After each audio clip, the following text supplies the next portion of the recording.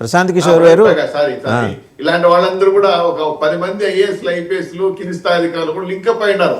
Right, ఒకసారి మస్తాన్రావు గారి దగ్గరికి వెళ్దాం. మస్తాన్రావు గారు, వైజాగ్ సభలో డిప్యూటీ చీఫ్ మినిస్టర్ కీలకమైన ప్రకటన చేయబోతున్నారు మోదీ గారి సమక్షంలో.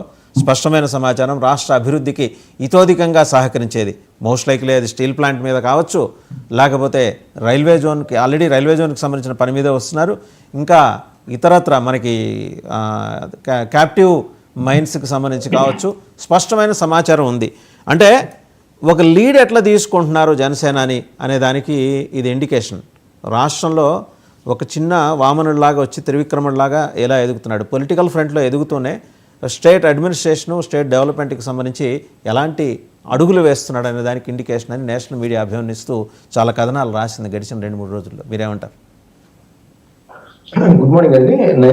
వీక్షకులకు అదేవిధంగా ప్యానల్ ప్రజలకు మీకు ఖచ్చితంగా సార్, ఇప్పుడు పవన్ కళ్యాణ్ గారు గత ఎన్నికల సమయం నుంచి చూసినా, అయితే తర్వాత వచ్చిన పరిపాలన పరంగా అధికారం చేపట్టిన తర్వాత డిప్యూటీ ముఖ్యమంత్రిగా చూసినా కూడా ఆయన ఒక విలక్షణమైన తీరులో వెళ్తా ఉన్నారు. యాక్చువల్గా ఆయన ఒక సినిమా నటుడు, 4 సినిమాలు చేయడం ద్వారా ఆయన ఏదో క్రేజ్ సంపాదించుకున్నారు, ప్రజలు అందుకే ఆయన పట్ల అంత ఆదరణ చూపుతున్నారు అనేది అనుకుంటా ఉన్నారు మామూలు ప్రత్యర్థులందరూ కూడా.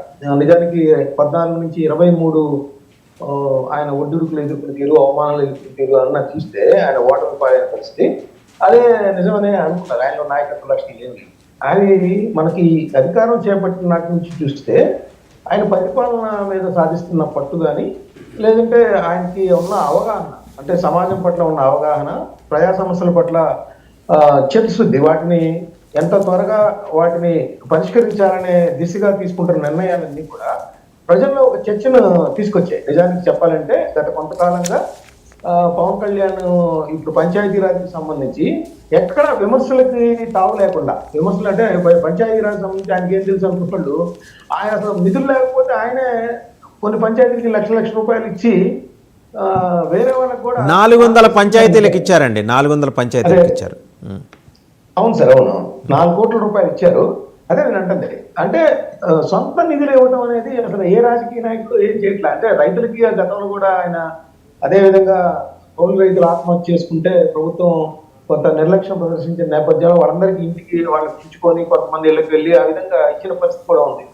అదేవిధంగా అటవీ సంరక్షణకు సంబంధించి, అదేవిధంగా పర్యావరణానికి సంబంధించి, అదేవిధంగా ఉద్యోగుల మీద దాడులు జరిగితే వాళ్ళు ఎలా ఉండాలి, అదేవిధంగా పక్కా మంత్రి ఏదైనా తప్పులు చేస్తారంటే బహిరంగంగానే ఎత్తి చూపి దాన్ని ఎలా సరి చేసుకోవాలి, అంటే ప్రతిపక్షం కొంత నిద్రపోతున్న పరిస్థితి నేపథ్యంలో అది కూడా ఆయన తీసుకుంటున్నారు.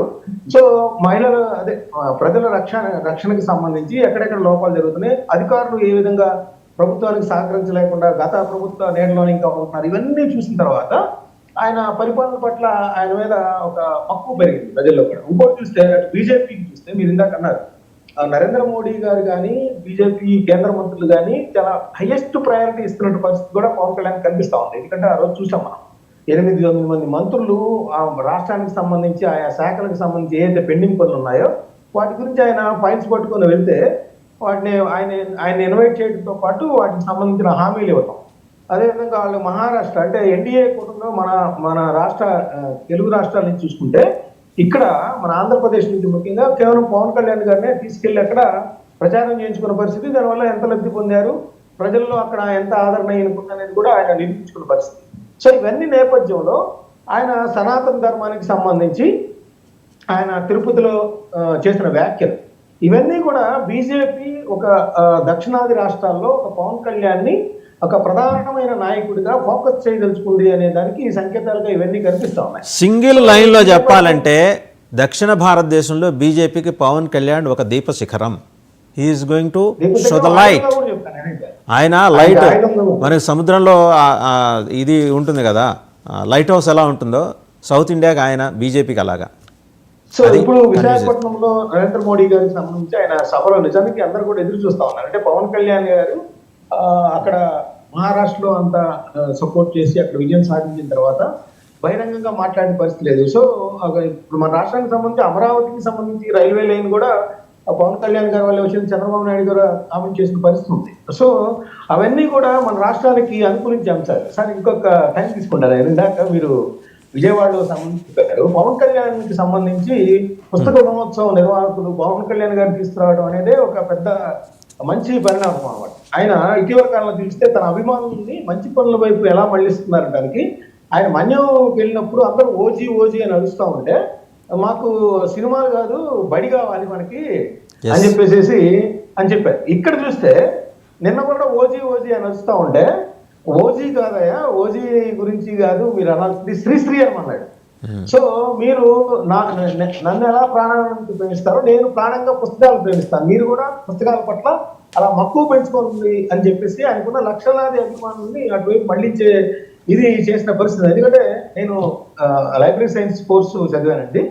సో దాని గ్రంథాలయాలు ఎలా అంతరించిపోయాయి, గ్రంథాలయాలకి ఎవరు వెళ్ళలేని పరిస్థితి, నిర్వహించలేని పరిస్థితి. మనం సాక్షాత్ అసెంబ్లీలో చూస్తే గతంలో ఆ లైబ్రరీకి వెళ్ళి అందులో నిబంధనలు తెలుసుకునే పరిస్థితి శాసనసభ్యులు చూసేవాడు. ఈరోజు ఒక్కళ్ళు కూడా లైబ్రరీకి వెళ్ళలేని పరిస్థితి, అసలు అది ఎక్కడుందో కూడా నిజానికి చాలా మంది ఎమ్మెల్యేలకు తెలియలేని నేను అనుకుంటున్నాను.